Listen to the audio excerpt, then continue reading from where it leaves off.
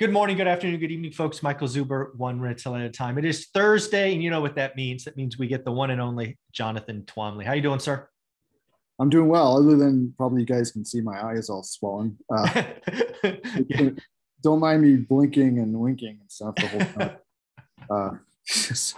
Yeah, thank you for doing this. I know you're not 100%, but thank you for having these discussions with us. Jonathan, the first thing that I wanted to talk about, if anybody's watching my daily financial news, I went on a little bit of a rant this morning.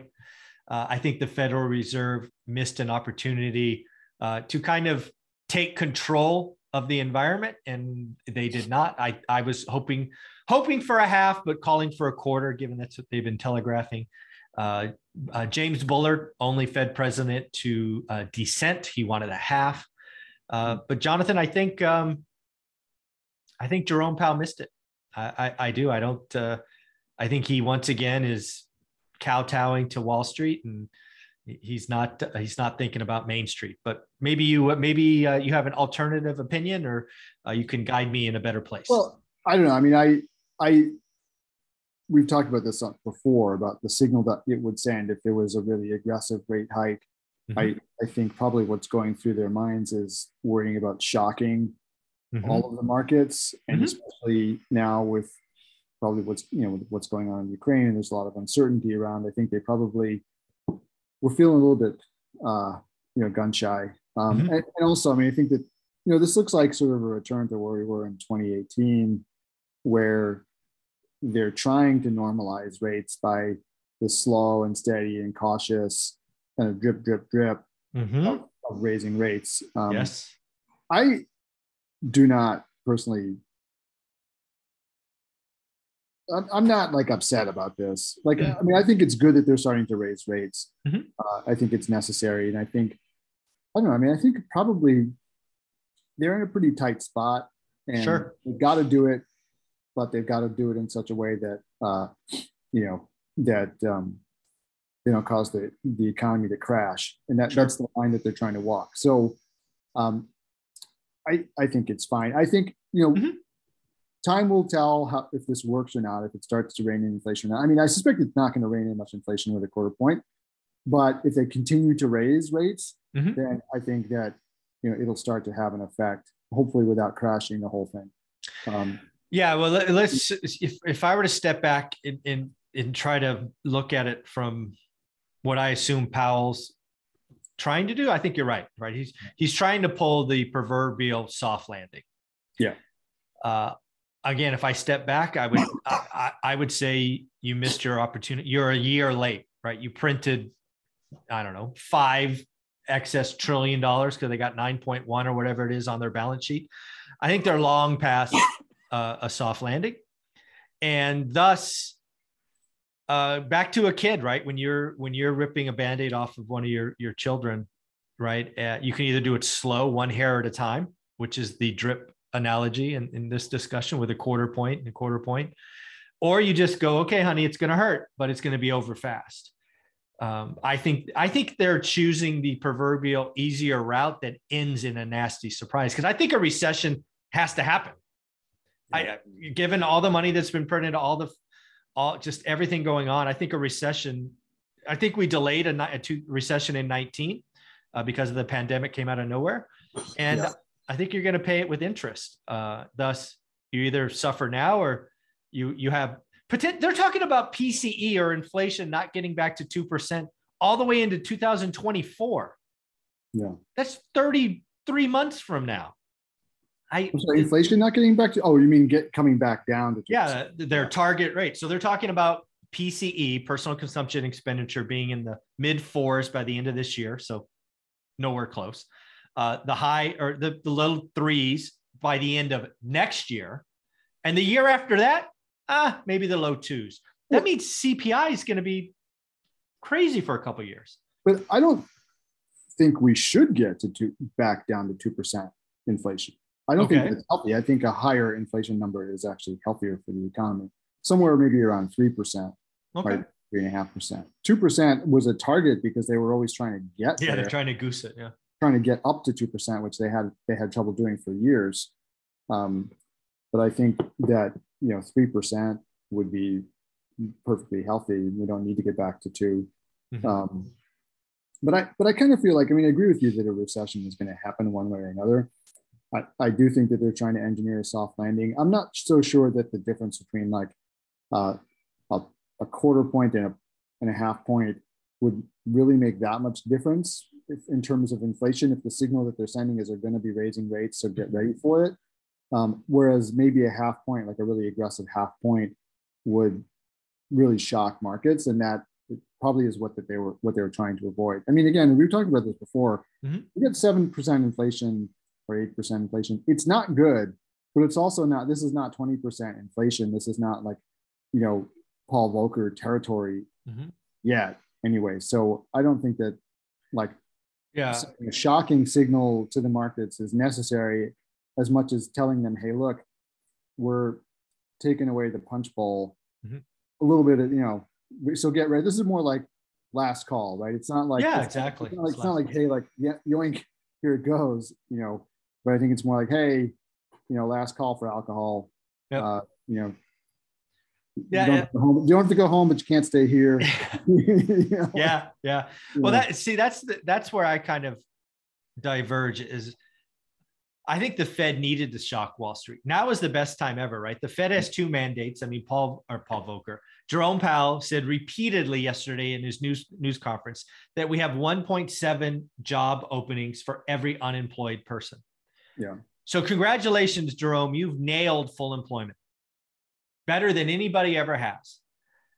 And you're still not willing to tell Wall Street, I'm in charge. And that's what Paul Volcker did. Paul Volcker raised rates like 27 times in a year. He took it up 800 base. The Fed was in charge. Ever since Greenspan, Bernanke, Yellen, all of these folks, they've been worried about Wall Street, the 1%, the 2%, and they don't want to rock the boat. At this point, they should have rocked the boat. They should have demanded and said, we're in charge. You guys are over leveraged. Your bets are concentrated. You're the cheap money that's funding IPOs and SPACs and all this other freaking nonsense. Not good. You're going to lose some money. And they didn't. They just said, we'll take care of you. We're going to let inflation run hot for 3 or 4 years and hurt Main Street. It was classic Wall Street versus Main Street, and they chose wrong, in my opinion. And back to your other point, a half a point doesn't dent inflation, nor does a quarter. But it's the signal that Wall Street, you need to pony up. The land of free money, the land of going after SPACs and IPOs with no earnings is over. And in my opinion, they missed it. I mean, I'm not sure that the half a point, going from where interest rates were to half a point higher would necessarily impact that very much, just because money is still cheap by historical standards, right? And sure. if you my friend Bruce Frazier had a very interesting kind of take on this, which is that if you look at inflation and interest rates, we're still in real terms, we're still in a negative. Oh, absolutely. Right. So it's still, the incentive is still there to go out and spend like a drunken sailor, because your real interest rate is negative, right? For sure. So I don't think that a half point would necessarily do it, but I do think that I think what I'll be watching for is, does Powell, when Wall Street starts to suffer some pain, right? A la 2018, 2019, will they continue or not? That's, I think, where the rubber hits the road. Not so much whether they send a big signal now, because they could do a half point now and then Wall Street could scream and then they just stop, and that would be meaningless, right? So I think it's really whether they stick to this plan of raising rates on a schedule or not is where we'll find out. And that's what I would like to see. I would like to see them continue to do what the economy needs, regardless of what Wall Street says. Because and stop treating Wall Street like Wall Street is the economy, right? Right. That's been the problem. Wall Street is not the economy. The vast majority of Americans own no stock at all. Exactly. And so the idea that that the Fed plays only to Wall Street is bad. So, but that's what I'll be looking for. We may not be at that point for another year. Oh, wasn't it like? And again, this is just pure memory. I think it was they took it from 2.5 Fed funds to 2 3/4, which is what caused the tantrum in late 18. Was that where it was? Yeah, somewhere around there. Yeah. It was starting to get almost like Almost to 3. yeah, like almost to something looking like normal. Right. And then Wall Street had a yeah. So 6 more raises. We're still sub 2 this year. So we're talking summer of 23, assuming they do a 1/4 point kind of Bernanke style. Yeah. That's a long way away. Inflation's not done going up at this point, given where commodities and whatnot are. So that's a lot of pain. And again, the biggest thing that Powell seems to be worried about, I think, actually occurs by delaying this. And that is a wage spiral inflation, right? He called it out yesterday. It's wage inflation is yet not taken root, and something we watch every day, or something like that. And the longer he delays this, and mom and dad are seeing their grocery bill and their gas bill and their rent bill and this and that bill, they're going to demand higher wages. It's coming, and it already started at kind of the first line level jobs, service sector jobs. It's already happening. It's going to work its way up the stack. People are going to demand higher wages. So here's what's interesting though about the job situation, like the Great Resignation. And I think this is why Powell can say there's not wage inflation going on right now, because what's happening is that people are quitting and they're moving on to better jobs, right? They haven't been able to quit for a long time. So they're basically doing the way that you advance in this country is by quitting and going and getting a different job. No right? question. So, yep. So that's what a lot of that was pent up for several years.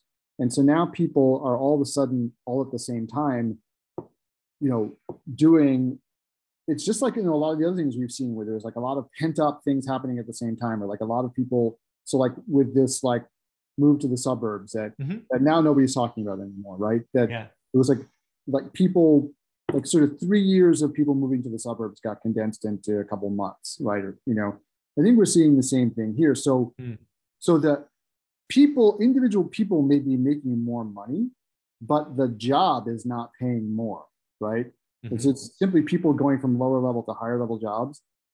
So of course, at the bottom now, what's happening is those jobs have to pay more, but I don't think you're seeing it throughout the whole economy, which is why that's probably why the Fed is saying, well, we're not seeing job inflation, we're not seeing wage inflation, because they're not paying more for those jobs, just people stepping up to the next higher. Yeah, they're taking their skill and they're going to a competitor, right? You want to make 5% more, stay where you are. You want to make 15 or 20% more, quit and go to a competitor. And it's also, they're probably stepping up, right? Yeah. Not in terms of like going to a competitor, but they're probably going for the next plus level one up job, right? So I think that's, a lot of what's happening. There's been this inability of people to move, but everybody, all of the, I don't know if you recall this, and I wish I had something that I could directly cite, but I recall reading a lot of articles over the last couple of years in which people were essentially saying, like, as soon as I can, I'm leaving my job.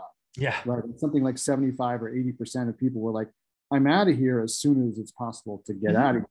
So, and so now with the economy having opened up over the last, 6 months, that's, I think what you're seeing is people really like just doing that thing they wanted to do. But again, now we'll see, like, as that sort of filters through and that process plays out, then we'll see if what you're saying is right, where people are like, hey, I need more money. But if they've already given themselves a pay raise, like maybe it's not going to impact them as much. Who knows? But it's gonna be interesting.